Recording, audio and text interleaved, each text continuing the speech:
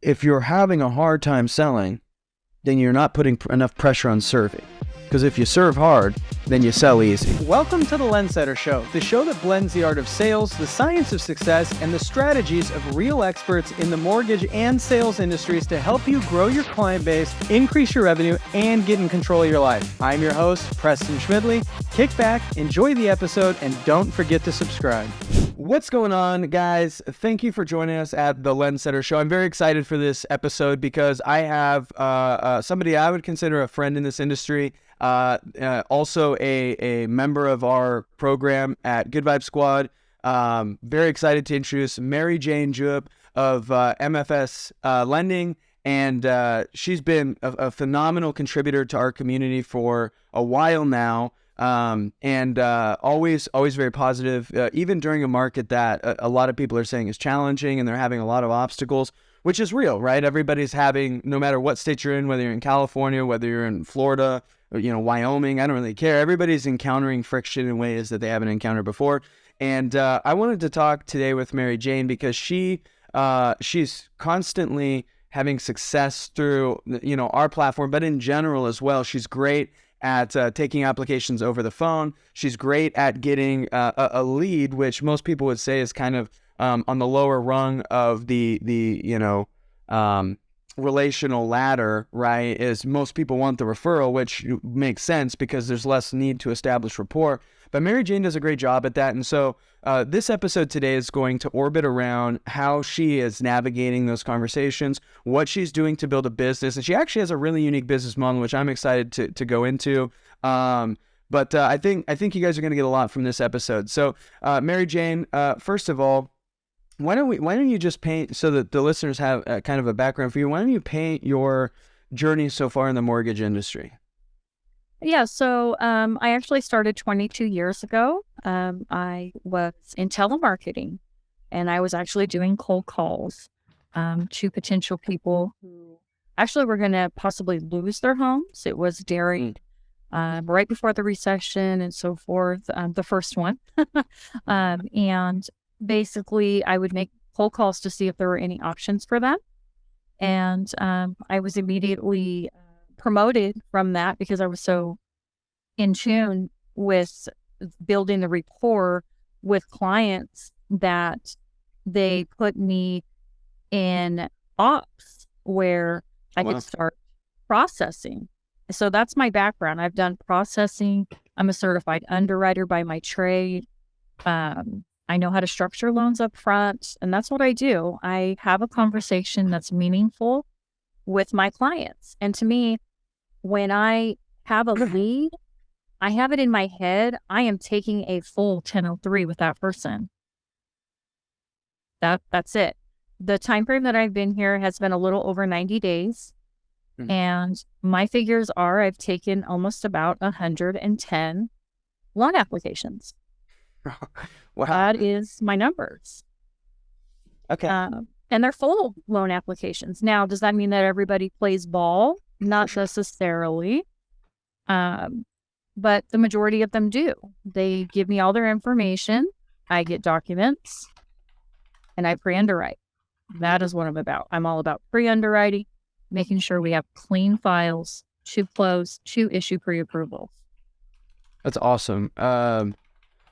I'm actually asking the team right now. I don't normally do this when I'm on an episode, but I just hopped into Slack because I was just curious about getting like current up-to-date lead volume numbers on you because I'd be, I'm sure you have that probably pretty quickly, but 110 apps honestly for 90 days is phenomenal. I don't like to talk too much about our program on this show. However, I feel like this is instructive. We obviously implement a minimum of $1,000 in ad spend to be in our program. Are you spending that? Yes. Yes, I am. I am looking to... your lead to app rate is incredibly high. Because on a thousand in ad spend, plus or minus, if somebody follows our targeting advice, they're going to get roughly around 50 leads a month. It could be better, it could be worse, but that's kind of what we're aiming for at any given time. So 90 days, you'd have 150 leads. So I mean, let's even just say that you have higher volume than that, and you have like 200 at 90 days. I think my actual, if I looked this morning, I think it was at 187. I think is what it is.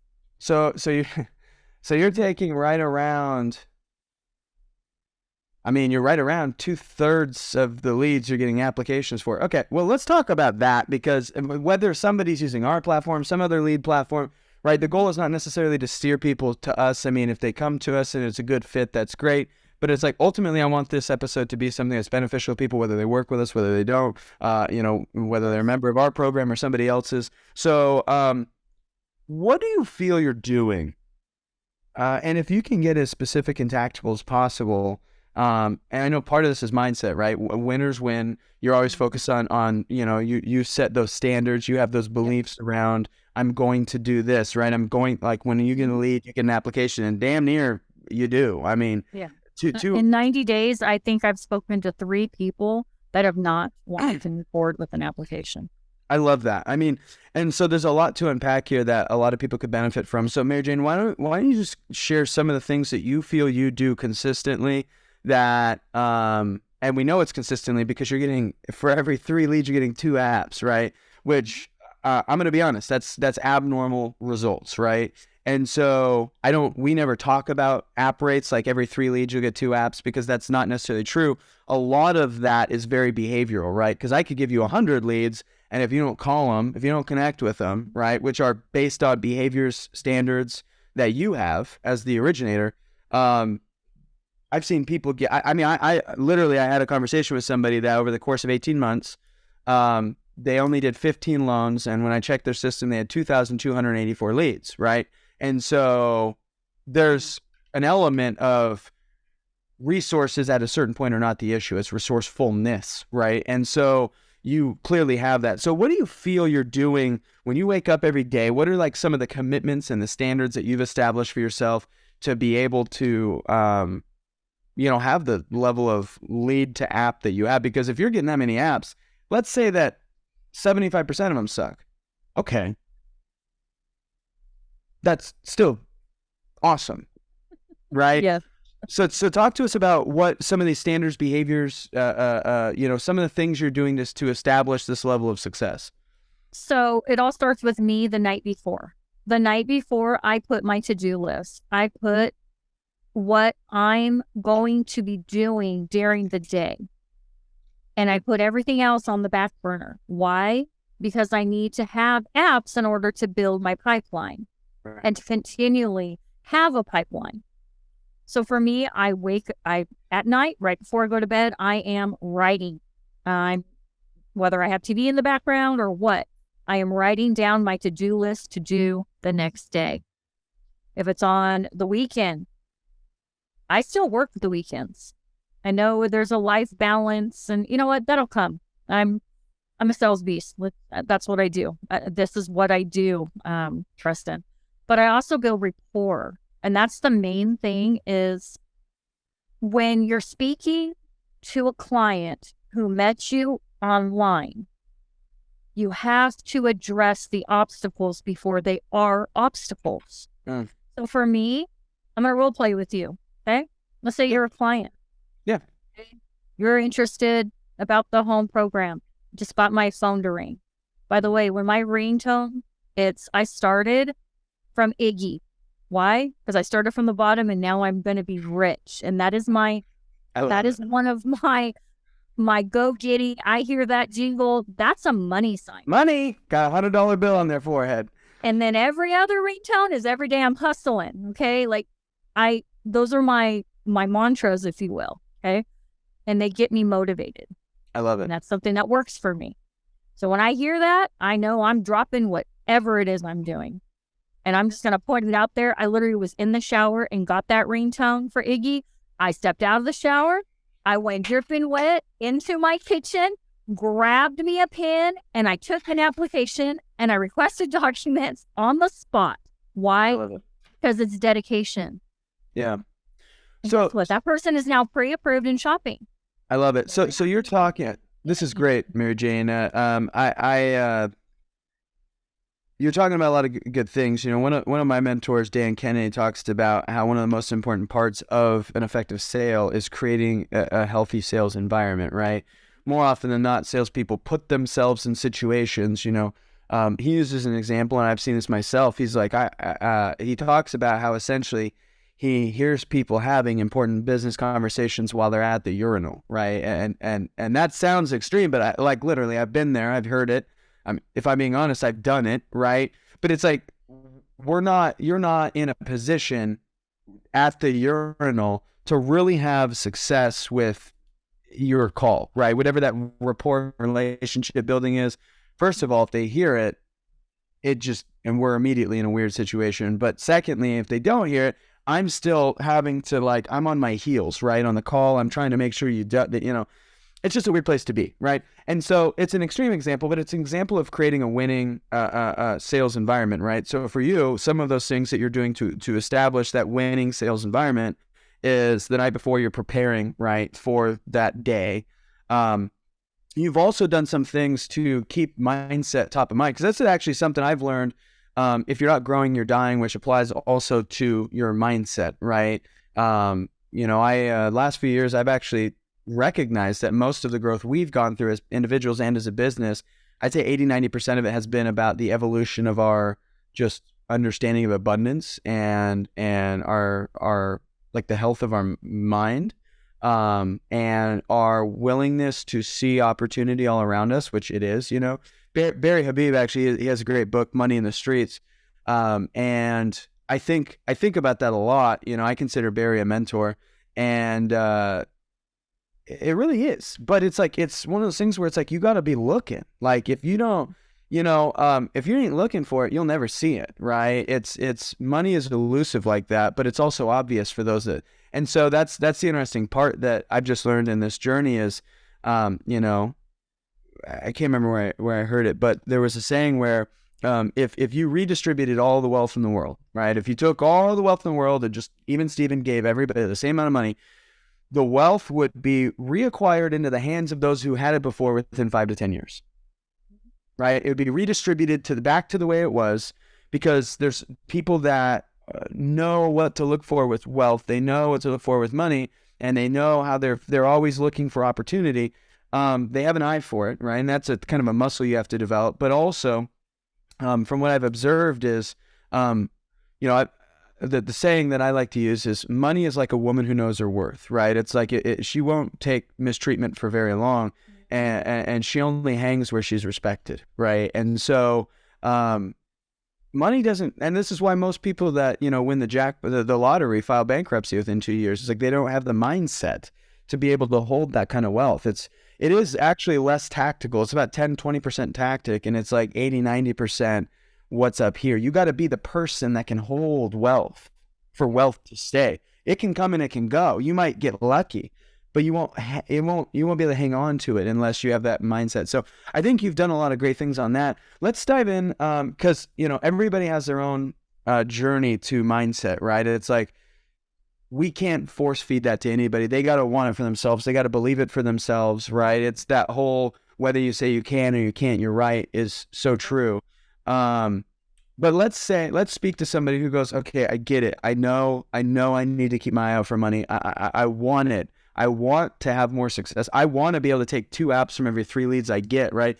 Let's be honest. I mean, I love our system and I think we have great leads, but leads are leads are leads. All leads suck from the standpoint of they aren't a referral. They require work, right? They're full. Yeah. We don't try to finesse that. They're leads, right? It's an at bat. It's not a home run. It's an at bat, right? And so now it can be a home run if somebody like you gets up to the plate, right? But our goal is to just put the ball on the tee and let you swing, right? And so from that standpoint, let's assume we're talking to somebody who's got maybe they do or they don't have the mindset, but they at least are open to starting their own hero's journey to become that person who can hold that wealth, right? What are some of the behaviors you're doing? I guess you could call it tactic, but I think it's really just, standards and behaviors. But like you're obviously calling leads, right? Yeah. What are some of your patterns and behaviors around outbound interaction? So when I'm calling them, I act like I know them. Mm-hmm. I don't say, oh, can I speak to you? I'll say, hey, Larry, this is Mary Jane. And I make it sound very exciting. And then that's going to change the tone of the call. I don't know these people. I've never met them. But the thing is it takes down the guard. And they might say, well, yeah, hi, how are you today? And then I'm trying to break through that barrier. And as soon as I break through and they're saying, who is this? That's my opportunity, because by law, you have to say who you are and where you're from. And I do say, I'm Mary Jane. I'm with MSF Lending. You had inquired about some information about the Hero Home program. And guess what? I'm here to offer you that incentive. Would you like to have a conversation? Would now work for you? I give them an out. And if there is an out, then I send them a link, and then they can schedule at their own need. Okay. But let's say I get somebody on the phone and I say, you know what? I know we met online. Let's talk about the elephant in the room. I don't know you. You don't know me. I go head on with I love that objection. Yeah. And I say, let me tell you a little bit about me. You're not dealing with a fly-by-night loan officer. I've been in this industry for 22 years. I have an underwriting credential. I know how to structure your loans. But you have some homework to do, okay? And your homework is going to be, I'm going to need some information from you. But first, I want to know about your goals. What is it that made you reach out on that online survey or whatever it is, right? Yeah. And what was it that attracted you to that? What are your goals to be a homeowner? And I just let them talk and talk. Do I really care what kind of house they're going to get or this, that, and the other? It's just information for me to pass on to a realtor for that added value. Yes. But the more they talk, the more I'm getting. And they'll answer their own questions on a 1003. Yeah, that makes sense. I'm doing it right. Right. And if they're not, then I'll say, okay, well, let's go ahead. This is what I need to do with you. I need to get some personal information. And this is how I build the rapport. I have your name as da-da-da-da-da. Is it spelled right? Oh, it is. Okay, perfect. Obviously, I have a phone number that works for you, right? Is this the best phone number? Is why they already provided it. Right. Hey, your email. I just need you just to verify that for me, because sometimes they don't put the right email. It's leads, right? So then I have them reiterate that, because that's a contact for me. For sure. And then from there, I just go through the steps. Where are you currently living? How long? And then I get into the next step. Okay, so this is going to be more for qualification. This is more for me than for you, because it's my job to go out and find you the incentives that you qualify for. Okay? And then from there, they're intrigued to give me their information because they want to know what they qualify for. Right. It's just strategic. It's what it is. Yeah, you're hitting the what's in it for me. One of my mentors, my district manager back when I was doing insurance, he said, everybody likes to tune in to WIFM for their favorite radio station. What's in it for me? And I was like, that's so true. Like, you have to be able to communicate why this next step, even though it's for you, it's for them, right? It's like, you can't progress in your journey, your growth without this. And so you obviously have reframed that in a great way. I think that's awesome. So, I mean, a lot of this is qualitative by nature, right? It's like, because I'm big on, there's really two sides to this business from the prospecting standpoint and the sales cycle. You have the quantitative and the qualitative. The quantitative is, how many calls are you doing within, like the things we measure is how many calls, outreach attempts are you making within the 24 hours of the lead coming in, right? Now, obviously, if it's Saturday, we're counting starting essentially Monday, right? It's like, are you, but the goal is, is there a level of urgency, right? Because as you know, the longer a lead sits, the analogy I like to use is a lead starts bleeding out the moment they opt in, right? If we just leave them there, by the time we get to them, they're dead. They've completely bled out, right? And the amount of, now that's not to say you can't, get them in the hospital but the amount of effort you have to put into a lead to get them back alive is so much higher than if you just had an aggressive, I wouldn't even call it aggressive, I'd say proactive outreach, setup established within your business. So those are the kind of the quantitative. Well, a lot of what you've been talking about is qualitative and talking about, the conversational part of it. And I liked what you had mentioned there. It's actually something I used to do when I sold life insurance door to door, was a lot of compliance gaining, right? And so the concept of compliance gaining is, you know, if you approach a lead, and this is instructive for anybody who's working any kind of lead, whether it's Zillow, whether it's Good Vibe Squad, whether it's whatever, I don't really care. People are skeptical even if they filled it out, right? And so it's like it feels counterintuitive, because it's like, well, you filled this out, man, don't you want this? But it's like, we also have to remember we're competing with, you know, they're trying to keep their kids alive. They just got an email about something at work. Their coworker, they're trying to talk to their spouse. I mean, you're competing with thousands of things any given moment, right? It's not even that you're competing with other lenders. Your bigger fight is their attention, right? Not your competition. And so the thing that I think is really great about the compliance gaining is it takes the pressure off you and it puts it back on them. It's like, you know, you spelled your name this way. Is that correct? Okay, you put in this email. Is that correct? Or is there a better one? Okay, this is obviously you put this number in, but this number worked to get you, so that's good. You said this, you said this, you said this. Yeah. Is that correct? You're putting the pressure back on them, and it also removes skepticism, because now it's kind of that, oh, I filled this out. Oh, I filled this out. Okay, I said that. Yeah.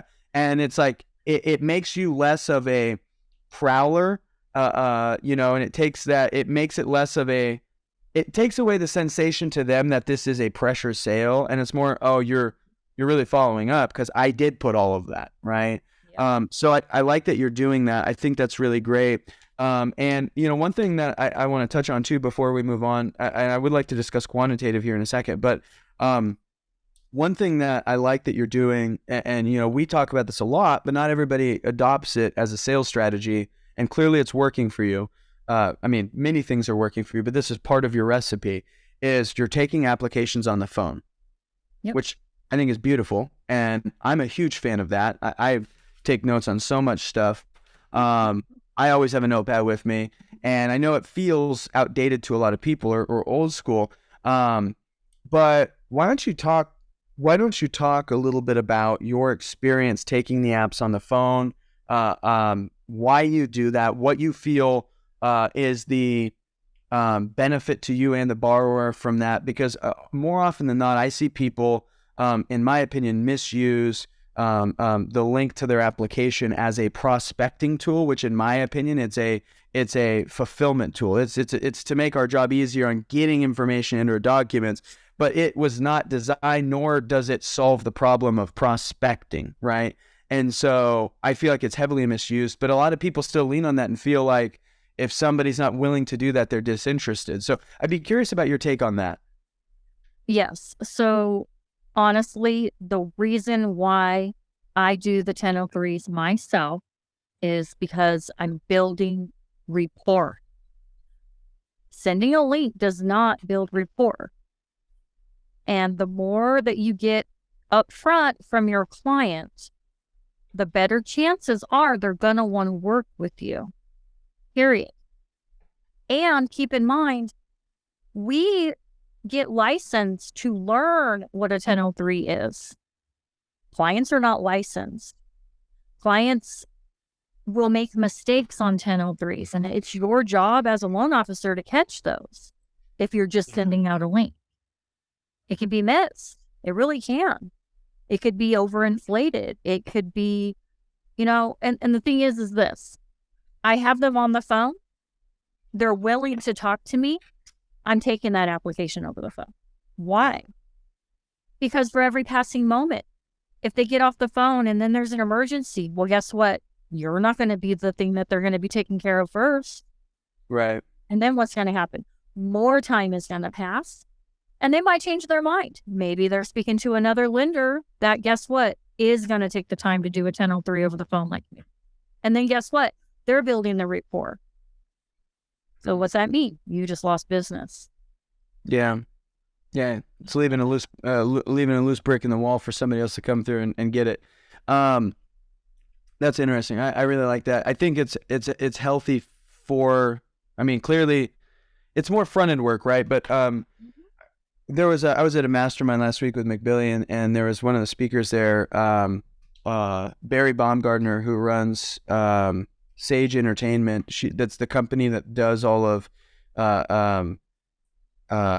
Tony Robbins, Dean Graziosi, Russell Brunson, that she coordinates and throws all their events, their live events, right? So this is like Unleashing the Power Within, all this UPW Live, all the stuff that Tony does, which is massive. And she had talked about this concept that she defines as serve hard, sell easy, right? If you're on the front end, if you're willing to put the work on the front end to serve somebody, right? Which rapport building is serving. Having an honest conversation that takes time is serving. All this stuff that you're doing on the front end, if you're doing those things and you're serving hard, you'll only have to sell easy, right? It's not hard to sell, right? Now, if you serve easy, you have to sell hard, right? And so that's the problem a lot of people don't really think about is if you're having a difficult time working any traffic source, I don't care if it's referrals, leads, organic stuff from video marketing, if you're having a hard time selling, then you're not putting enough pressure on serving. Because if you serve hard, then you sell easy, right? And so that really, I was like, oh my God, what a beautiful and poetic way to define that issue that a lot of people encounter. So that's very qualitative, and I think that you're having phenomenal conversations with people. So it's clearly showing, you're going from right around 200-ish leads to 110 applications. So obviously what you're doing works. For those that are listening to this call right now, I would strongly advocate for you to be open to this. One of the things that I've realized as well is you have to believe that this is possible, right? So you have to believe that it's effective, right? I've talked to a lot of people that go, I'm not taking apps on the phone because that doesn't work. Well, if that's your belief, then you're right. It won't work for you. You have to believe it's possible. You have to believe it works, right? This goes back to that whole concept of the 4-minute mile. People didn't think it was possible, so they didn't even try it, right? And then once they saw it happen, that record was broken multiple times within the next few months because people went, oh, well, it happened. A human did it, right? And so it's important for you to challenge your own beliefs about how you grow your business. Because if you're not satisfied with where you're at, if you're not happy with where you're going, maybe your beliefs aren't serving you. And that's important, right? Not your belief about the destination, not your belief about your capabilities, but it's also important to question the beliefs that you have about how you acquire the income you acquire, right? Because sometimes we have some bullshit in our head. It's a belief that our parents passed on to us. It's a belief that, somebody in our life passed on to us. It's a belief that maybe it's a branch manager or somebody else passed on to us. And so now you're living within this limitation that you have the key to your own cage and could set yourself free. But because you've established that belief, you are unable to attract business that way, right? I've talked to a lot of people over the last, going on greater part of a decade now, who have believed that one cannot grow a mortgage business through taking applications on the phone. So they don't. And that's a hard game to play if that's your belief, right? Yeah. So that's something that's interesting. MJ, why don't we talk a little bit about, you're making calls. How many calls do you make? Or how do you structure that? Do you have like certain times of the day you do this? Like how do you structure and categorize your your working day? What are your priorities? So to be honest with you, I have not started the power dialer just yet, but I know. You're doing all of this manually. Yes. Holy shit. I have a meeting with the GVS team on the 13th to see about getting that established. Wow. What I do, you got to understand, where I have my campaign is East Coast. I start my day on West Coast at 4 a.m. Okay. I do that because I need to make sure I'm in their time zone.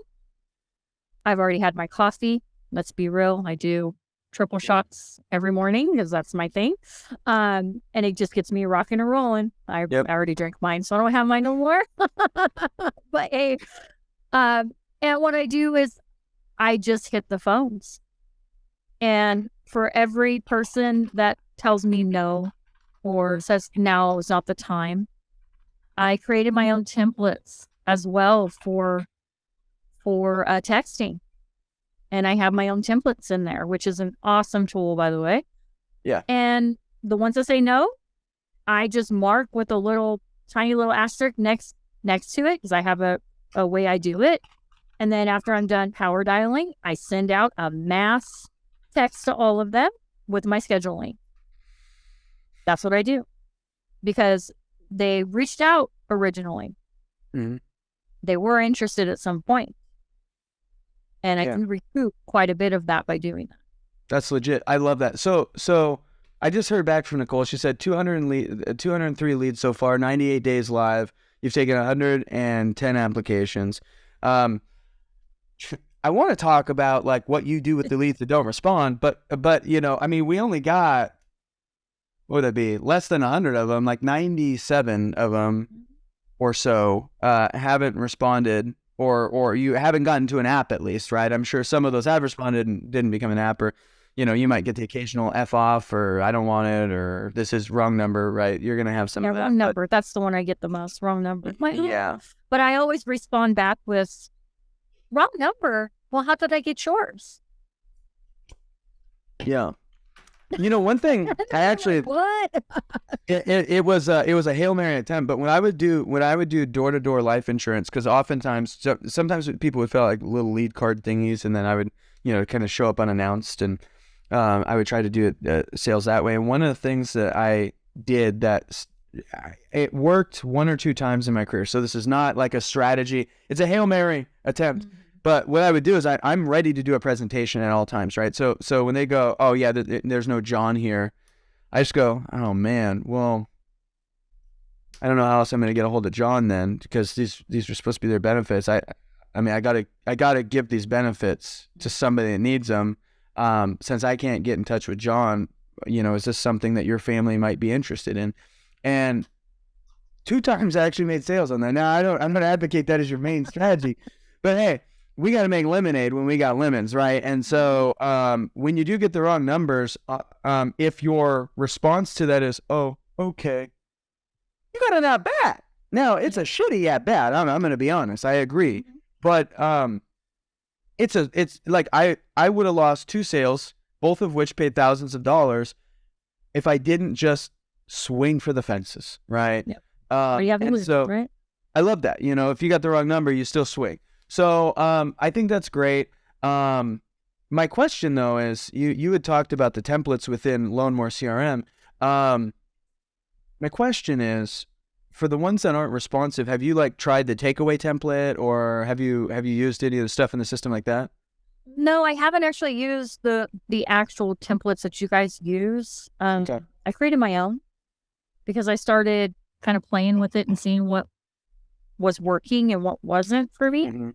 And then I realized when I did a couple of them, I got responses. So I was like, oh, okay, there's one that's working. And then basically, because what I'm trying to do is just recapture them. Because you guys are doing your own automation. Right. And I'm doing mine too, because I do follow up via text. I do, because there's some people that only want to be text. A large chunk of people, yeah. I haven't even had yet where they're, send me the link to fill out an application. And I just say, hey, I'm actually the professional on this. I would love to have a conversation with you. I can definitely send you a link if you still want this. But, I really like the human contact. I'm old school. That's what I say. And then next thing you know, okay, well, here's my link. Go ahead and schedule at a time and I'll be there.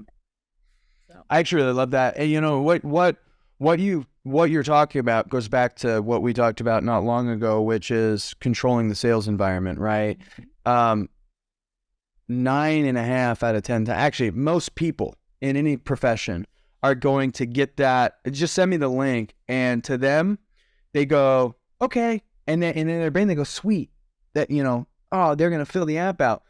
Dude, 1 out of 5 maybe fills the app out. The other 4, that was a polite letdown. They meant well, but they forgot. They got busy, right? So all these other things start, right?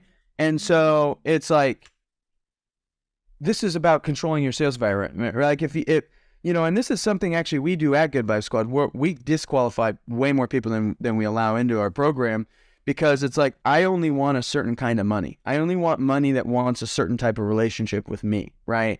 And so I think this is really important. This goes back to establishing, beliefs and standards around your business. It's like, it's one thing to say, I want to make, just arbitrarily, I'm going to use an example. If somebody's a 9-figure producer, let's say they go, I want to make $1 million. Great. how do you want to make that? It's an important question to ask, because it's one thing to go, I want to make $1 million. Okay, well, are we robbing banks? I mean, what's good? What are we doing here?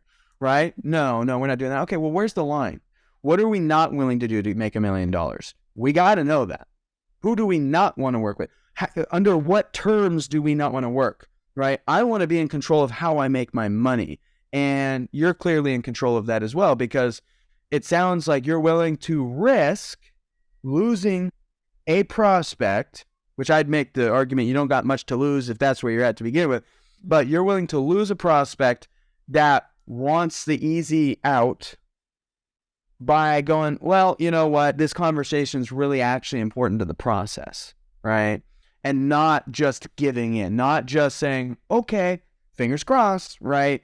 Like, you're controlling that, which I think that can't really be overstated, because you can't let the prospect dictate the terms of the engagement. They are more than welcome to request changes.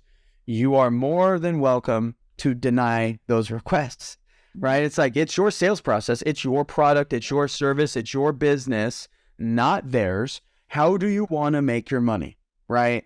And I just love the fact that you've established that for yourself. So that's awesome. So you're doing a lot of templates. I'm actually going to go in and check those out, because I think there's a lot of learning to do. And obviously I have my own strategies over, almost 20 years of doing sales. But I mean, numbers speak. It's like, don't let me yuck your yum. What you're doing is working. Right. So I think that's fantastic.